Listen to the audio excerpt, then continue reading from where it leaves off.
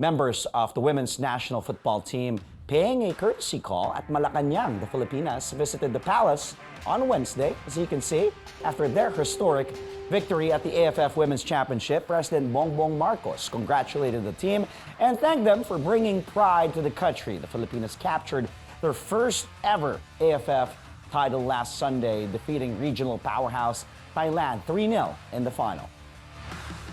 I know that you played your hearts out, and you did that because you kept remembering that you are representing the Philippines. This is the first time that we have won this championship. It is the years and years of sacrifice that you put in, the amount of training. I can only imagine how hard it was to train during the pandemic. You brought so much joy to your countrymen. You made us all so proud of you and of being Filipino. Itong ganitong klaseng achievement, walang downside ito. It is all up, it is all good. So enjoy it. Congratulations again to our Filipinas. But right now, joining us for an all-out discussion on the success and the continued support of our nation. Of course, the national women's football team is their head coach, the one and only Alen Stajcic, joining us from his home country in Australia. Coach Alen, looking good, mate. Well, thank you for being back on the show via Zoom. Good morning, Andre. How are you? I'm good, mate. Well, good morning from Manila. Good afternoon there. It's already noon time. Thank you for taking time. Nice painting behind you, mate. That's a nice house you have there.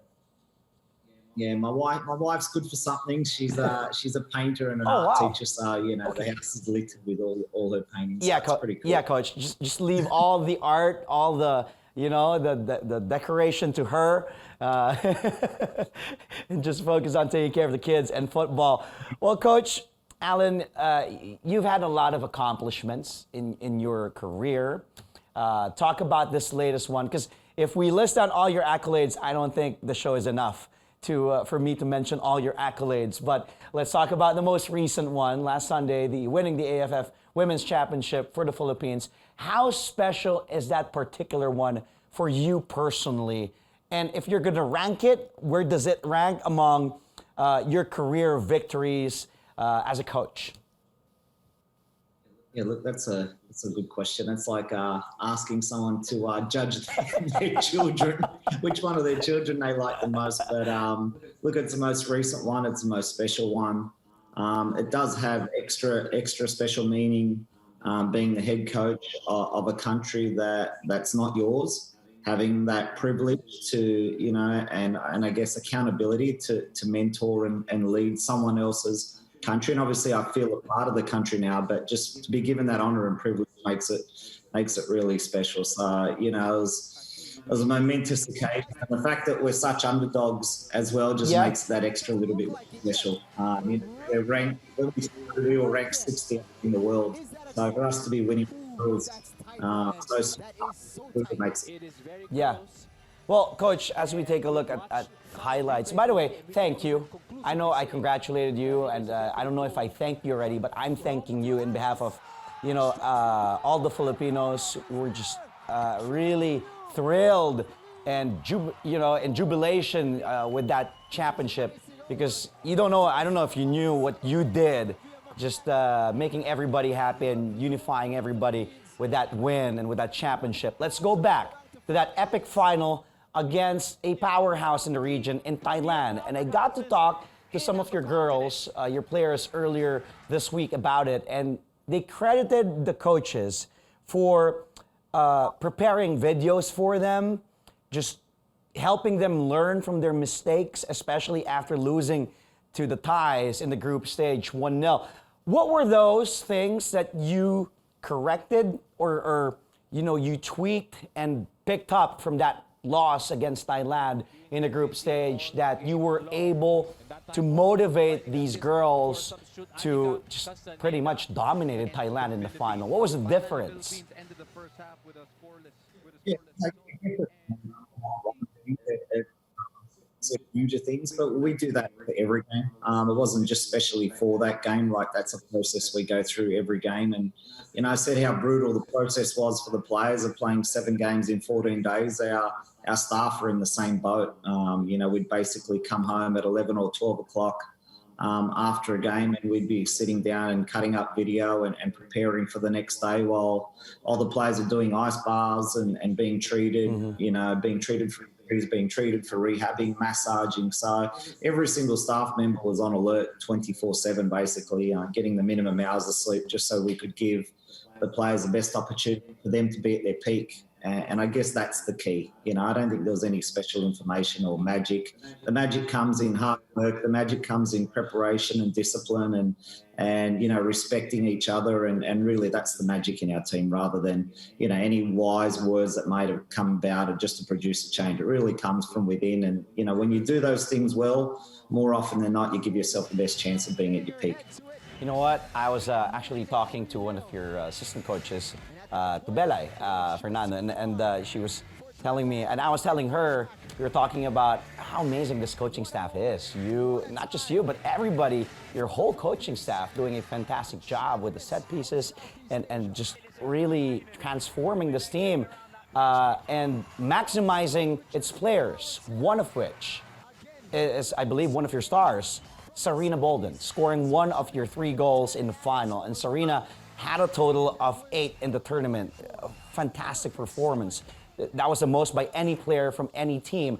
And when I spoke to your good friend, as we take a look at the goals here of Sarina against Australia in the 60th minute, against Singapore in the 38th, Indonesia, she had that hat trick, and then the semis against Vietnam, she had 2, and then the finals. I spoke to Sedelf Tupas, your very good friend, Coach Alen. He said that this tournament was Sarina's coming out party. Your thoughts on what Sedelf said? You can contradict Sedelf. I'll agree with you on that one. But no, but your thoughts on Sarina's performance and how she was able to dominate this tournament and overall her development as a player. And she's just young. She's just getting started. I agree with that endpoint just then. For me, she's just getting started, particularly at this level. She's inexperienced, but she's only played less than 20 matches for our country. So she's still, for me, a little bit erratic. I know she scored 8 goals. For me, she could have scored even 15 or 20 goals. That's the amount of chances that she created as a team. Yeah. And you know, I did have a chat with her, and I do remember saying to her during the week, she reminds me of a young Sam Kerr. Sam Kerr, when she was young, she was erratic, won goals and wouldn't score maybe the ones she should have, and scored the harder ones. Sarina's in that boat at the moment. I think Sarina, as she matures and evolves over the next year or 2 and maybe even 3 years, she could become really one of the leading strikers in the world and definitely in Asia. So I've got a lot of high hopes for her, but you know, there's no fast track for experience. You just got to live it and breathe it and go through all those highs and lows of football to come out the other end and be an experienced player. And look, I'm pretty confident Sarina's going to get there. Yeah, I remember talking to you after every match that I got to watch live at Rizal. And I was telling you, Sarina is just fantastic. And you were like, mate, she should have scored 8 goals in this match. Mate, she right? I remember, like, I said, you wanted more? No, because you knew what this girl can do, and you knew her potential and what she, you know, like the best Sarina, I believe we haven't seen yet. But for me, she is just like at the top of her game right now in a different class of her own. Of course, one other advantage, Coach Alen, that the team had during the final is the crowd of over 8,000 people. And we already spoke about the crowd, about this, right? Early in the tournament, you said this team deserves a sellout crowd. What was your reaction upon seeing the crowd grow and that culmination, 8,000 strong audience? Look at those cheering, jumping, dancing, waving the flag, high fives all around. I said it felt like it was New Year's Eve with everybody just hugging each other in celebration. What can you say about the wonderful support of all the fans who came out to watch you guys? Look, it really just makes it a special and memorable moment. Like you just can't replace those moments. I can't use words to describe the feeling that it gives everyone out on the field to hear the noise. It just gives you an extra dose of adrenaline. It really makes you feel loved and wanted, and that connection just really boosts your performance even more. And I know the players are running on empty in terms of how much energy they had left in their bodies, but when you hear people cheering for you, when you hear that much emotion in the grandstand, it really gives you an extra leg up. And to think that there's that much emotion for the sport, that much passion for the sport, it really gives me hope that the sport can grow. I know there's other sports in the Philippines that are bigger and more popular, and obviously basketball's number one. Yeah. But football's, and look, I love other sports, and we're in a similar boat in Australia. We have rugby league and Aussie rules and cricket and other sports. Football's number 4 or 5. There is passion for both games, and there's reason football is number 1 in most countries around the world, and that's because it's so universal. Anyone can play, tall or short, black or white. Doesn't matter what religion. I said it the other day. It doesn't matter what socioeconomic background you come from. It doesn't matter even now what gender you are. That mattered for a long time, but now everyone can play, and the fans are connected to people who they see play with spirit, and it doesn't matter whether they're boys or girls. I just love coming out and connecting and seeing that people are playing with their heart, and I think again that's another crucial ingredient for our team. Yeah, it was just amazing to see everybody, all kids from all ages, the whole family. It's just really amazing what you guys did. Well, Coach, stay with us. I won't take much, but just grab a glass of water for a bit. We'll take a timeout. Coach Alen Stajcic will still be here on the show after a really quick breather. And later, Coach Alen will also answer some of the questions that the fans, the viewers sent in online. Stay tuned to Sports Ask only here on CNN Philippines, where we go all out for the day. Stop sports stories. We'll be right back. And we're back. Thank you for joining us here on Sports Desk, only on CNN Philippines. I'm Andre Felix. And our guest today, National Women's Football Team head coach Alen Stajcic, joining us from Australia. Coach, now let's take a look at some of the questions that our viewers and your fans sent us online in a segment we call Fans Want to Know. Let's take a look now at the big screen. Okay, here we go.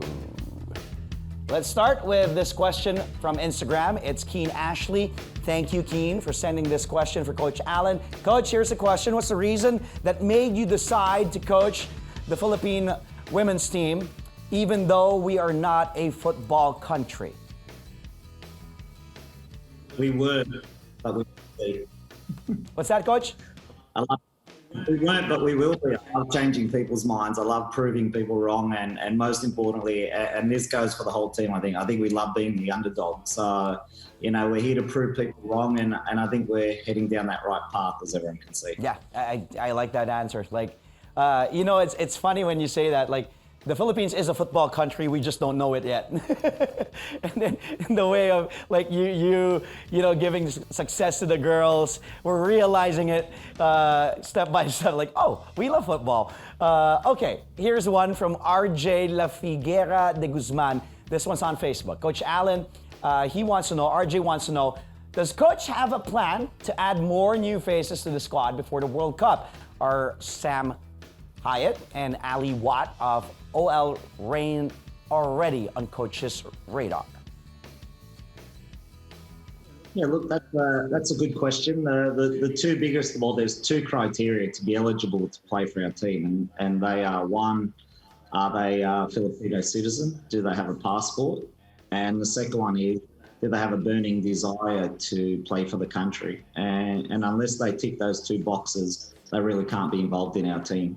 Everyone who's been part of our group over the past 7 months has ticked those 2 boxes, and some players will get in and some players won't. But even coming into camp, you have to tick both boxes. So one, you have to be legally eligible, but 2, you have to want to play. And until we see that from anyone, there's lots of players around the world who've indicated interest, but until they tick both those boxes, they're really not eligible. You're right. They have to buy into your system, and at the same time, like, be on the same page with the girls, because you guys are having so much success already. And I'm sure a lot of young football players want to be part of this team now with everything that's happening. Okay, this one's coming from my friend and also singer and TV host Karil. And Kay, she wants to know, yes, because I don't know if you remember, no, because at that celebration after the match, Karil and Yael, her boyfriend, vocalist of Sponge Cola, they were telling me that you were singing along to their song and Yael's song, Puso. So she's asking, she wants to know, what is your favorite Filipino song, Coach Alen? It's a loaded question, isn't it? He knows the answer. Puso, it's a great song. What a great motivational song. I should be proud of it. It was awesome to listen to at the stadium, and I know different things different people up, but I love listening to it every day. And when we heard him sing it live at our after party, it was brilliant. It was really, really awesome. Yeah, I heard they had a karaoke show, a concert for you guys, and I saw some videos. You were banging your heads. You were singing along to Puso, Puso. It's just really a fun sight to see, Coach Alen. Here's one, last one, coming also from a friend from Ton Malvar. At Ton Malvar, thank you for sending in through IG. And Ton wants to know, what is your favorite European club team? Unfortunately, I'm a tragic Liverpool fan, and also a little bit of Red Star Belgrade as well. But Liverpool. Unfortunately, we lost the league and the Champions League last year. But I like it since I was a little kid for sure. Okay. So you're a Liverpool fan. I thought you were a Newcastle. Different. Oh, okay, fine. You are a Liverpool fan, so hopefully they do well next time. Coach, thank you. Thank you to all the fans, all the viewers who sent in those questions. Thank you so much, guys. We really appreciate all those questions that you sent in online for fans want to know. We know, Coach, that the PFF, Philippine Football Federation, is planning to hold a pocket tournament here in the country with the Filipinas and other World Cup bound teams. What can you tell us about this, if you can?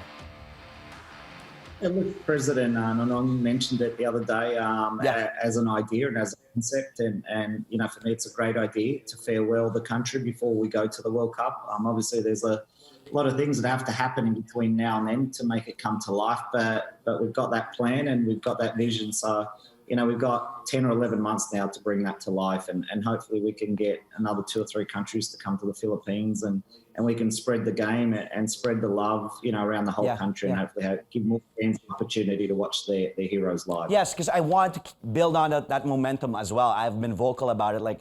You already have that traction, the momentum, so just keep on having tournaments here. I saw this online. They wanna see you guys play every week here in the Philippines.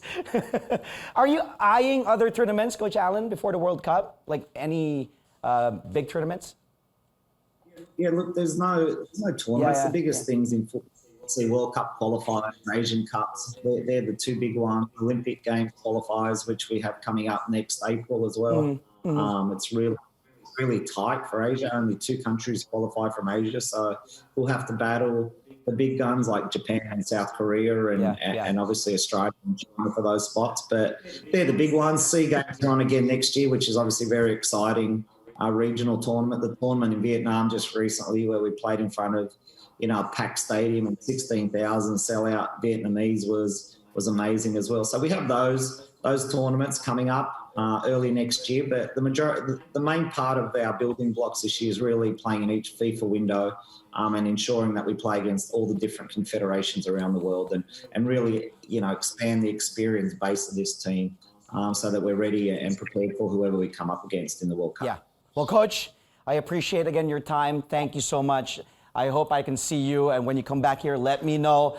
Again, I still owe you that steak. Your girls beat you to it, man. And then, congratulations again, mate. And I'll speak to you soon. Of course, what's that? I don't forget things like that. I'll remember that. Go, remember it. I still owe you that delicious steak. Again, congratulations on the AFF Championship. We just spoke to National Women's Football Team head coach Alen Stajcic joining us from Australia. Thank you, Coach.